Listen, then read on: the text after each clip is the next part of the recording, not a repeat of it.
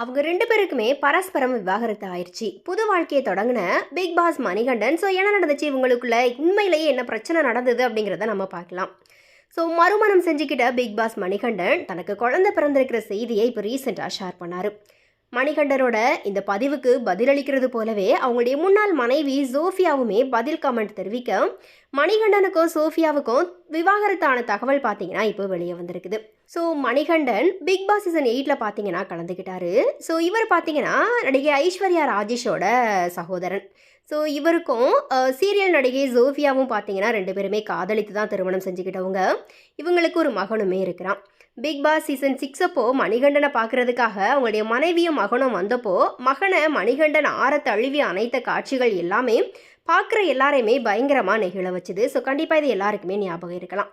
என்ன காரணமோ தெரியல, மகிழ்ச்சியாக வாழ்ந்துட்டு வந்த இந்த தம்பதியினுடைய வாழ்க்கையில் பிரச்சனை உருவாகி இப்போ 2 பேருமே சில வருடங்களாக பிரிஞ்சு வாழ ஆரம்பித்தாங்க.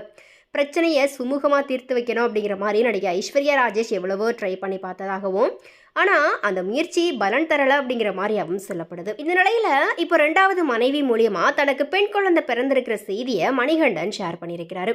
மணிகண்டனும் சோஃபியாவும் பிரிந்து வாழ்ந்துட்டு வர்றதாகவே பலருமே நினச்சிருந்த நிலையில் இப்போ வெளிப்படையாக தனக்கு குழந்தை பிறந்திருக்கிற தகவலை மணிகண்டன் பகிர்ந்திருக்கிறது குறித்து மணிகண்டனுடைய நட்பு வட்டாரம் ஒரு சிலர்கிட்ட நம்ம பேசணும்.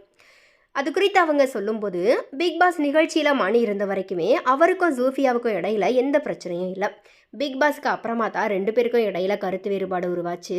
மணி தனியாக ஒரு பிஸ்னஸில் ஈடுபட்டதாகவும் அதனால் முக்கால்வாசி நாள் வீட்டிலையே தங்குறதில்லை அப்படிங்கிற மாதிரியாகவும் தெரிய வந்துச்சு. மணிகண்டனோட சகோதரி ஐஸ்வர்யா ராஜேஷ் இந்த பிரச்சனையை சரி பண்ணுறதுக்காக ட்ரை பண்ணாங்க. ஆனால் சரியாகலை. ஒரு கட்டத்தில் 2 பேருமே விவாகரத்துக்கு விண்ணப்பிச்சாங்க. கோர்ட்டில் மியூச்சுவல் அடிப்படையில் விவாகரத்து ஆனதாக தெரிய வருது. அதுக்கப்புறமா மணி சாய் அப்படிங்கிற தன்னுடைய கேர்ள் ஃப்ரெண்ட் ஒருத்தவங்க கூட பழக ஆரம்பித்தார். அதுக்கப்புறமா கொஞ்ச நாளில் அவங்களையே திருமணமும் செஞ்சுக்கிட்டாரு.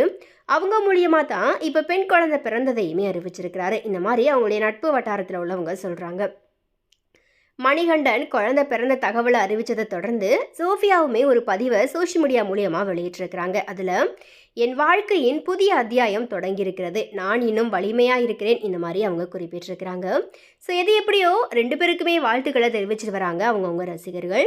எனவே இது குறித்த உங்களுடைய கருத்துக்கள் என்ன அப்படிங்கிறத மறக்காம கமெண்ட்டில் ஷேர் பண்ணுங்கள்.